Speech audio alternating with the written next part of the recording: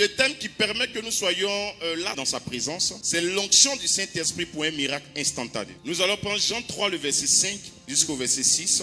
Jésus répondit, je te le dis, c'est la vérité. Personne ne peut entrer dans le royaume de Dieu s'il ne naît pas d'eau et d'esprit. Ceux qui sont nés d'un père et d'une mère appartiennent à la famille des humains. Et ceux qui sont nés de l'Esprit Saint appartiennent à l'Esprit Saint. Il y a beaucoup de nouvelles personnes, c'est-à-dire beaucoup de nouveaux convertis. Parce que plusieurs ne savent pas qu'est-ce que c'est le Saint-Esprit, qu'est-ce que c'est l'onction. Nous savons que c'est grâce au Saint-Esprit que nous sommes guidés sur la terre des hommes, nous sommes orientés. C'est pourquoi Jésus a dit, je m'en irai près de mon Père et je vous enverrai mon esprit consolateur qui vous guidera en toutes choses. Ça veut dire nous sommes guidés par le Saint-Esprit lorsque nous sommes nés d'eau et d'esprit. Alors ici il nous dit, personne ne peut rentrer dans le royaume de Dieu. Tu ne peux pas aller au paradis si tu n'es pas baptisé d'eau et baptisé du Saint-Esprit. Quand on parle du baptême du Saint-Esprit, on parle du baptême de feu. Pourquoi il demande à ce que nous soyons baptisés d'eau et d'esprit? Pas parce que c'est un principe qui va nous empêcher de rentrer dans le royaume, mais lorsque nous sommes baptisés d'eau, nous rentrons en alliance avec l'ange des eaux. Quelque sorte, c'est un rituel, afin que nous puissions aussi dominer les eaux. Maintenant, quand il nous demande d'être baptisés du Saint-Esprit, ici, il est en train de nous dire, sans le Saint-Esprit, nous ne pouvons rien faire. Si nous n'avons pas été baptisés par le Saint-Esprit, nous ne pouvons pas être conduits sur la terre pour poser de bonnes actions sur la terre. Alors, si nous ne pouvons pas poser de bonnes actions sur la terre, notre destination sera en enfer et non au paradis. Alors, il nous dit ici, celui qui n'est pas baptisé d'eau et baptisé par le Saint-Esprit ne peut pas aller au paradis. Parce que lorsque le Saint-Esprit te baptise, tu es orienté et tu reçois aussi l'onction pour accomplir de grandes choses. L'onction, c'est une substance spirituelle tangible que Dieu met sur une personne, que l'œil nu ne peut pas voir. Seulement ceux qui ont l'œil spirituel qui peuvent voir. Pourquoi? Parce que l'onction, ce sont les anges de notre destinée. L'onction est définie par quoi? Les anges qui nous accompagnent dans n'importe quelle fonction de notre vie. Exemple, tu peux être couturière. Quand l'onction t'affecte, l'onction te donne d'être expert dans la couture. Tu peux être maçon. Quand l'onction t'affecte pour le domaine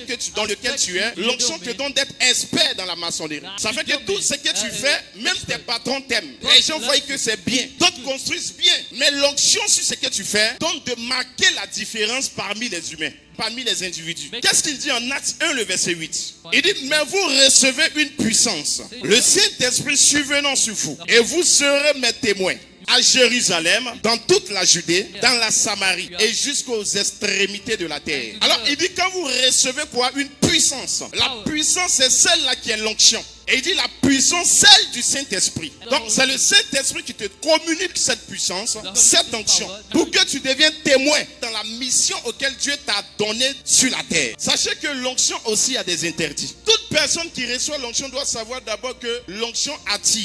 Mais l'onction attire de bonnes personnes et de mauvaises personnes. Maintenant, c'est à toi de faire des sélections. Donc la sagesse et l'intelligence n'est pas ôtée aux chrétiens, mais ça accompagne le chrétien avec l'onction. L'onction vient pour t'introduire au palais du roi, mais c'est ta sagesse et ton intelligence qui va te maintenir près du roi. L'onction peut te propulser et te mettre auprès d'un ministre. Mais c'est ton intelligence et ta sagesse qui va te donner de te maintenir près du ministre. L'onction peut te positionner et t'introduire dans un bon travail. Quand l'esprit de vérité viendra, il vous conduira dans la vérité tout entière. En effet, il ne dira pas des choses qui viennent de lui, mais il dira tout ce qu'il entendra. Et il vous annoncera ce qui doit arriver. Quand le Saint-Esprit descend sur toi, il vous conduit dans toute la vérité. Vous ne pouvez pas marcher ou vous ne pouvez pas recevoir le Saint-Esprit. Ou bien dit que vous avez reçu le Saint-Esprit et vous ne marchez pas dans la vérité. Vous n'êtes pas conduit dans la vérité. Vous ne marchez pas piègement. Vous ne marchez pas dans la sanctification. Vous ne marchez pas comme Dieu veut que vous marchiez. Quand le Saint-Esprit descend en vous, le Saint-Esprit vous conduit dans toute la vérité. La Bible dit, il vous affranchira. C'est de te libérer de tout ce qui t'empêchait de marcher réellement avec le Seigneur. Le Saint-Esprit en vous va vous donner d'être encore victorieux, d'être encore puissant. C'est pourquoi quand vous venez dans la présence de Dieu, même quand vous êtes à la maison, vous êtes en train de prier, vous devez être réellement connecté en esprit. C'est-à-dire vos pensées doivent être connectées aux pensées des anges et de Dieu. Tu parles en langue, mais tu penses à autre chose. Quand tu parles en langue, soit c'est pour te connecter à Dieu réellement, pour qu'il te donne des instructions.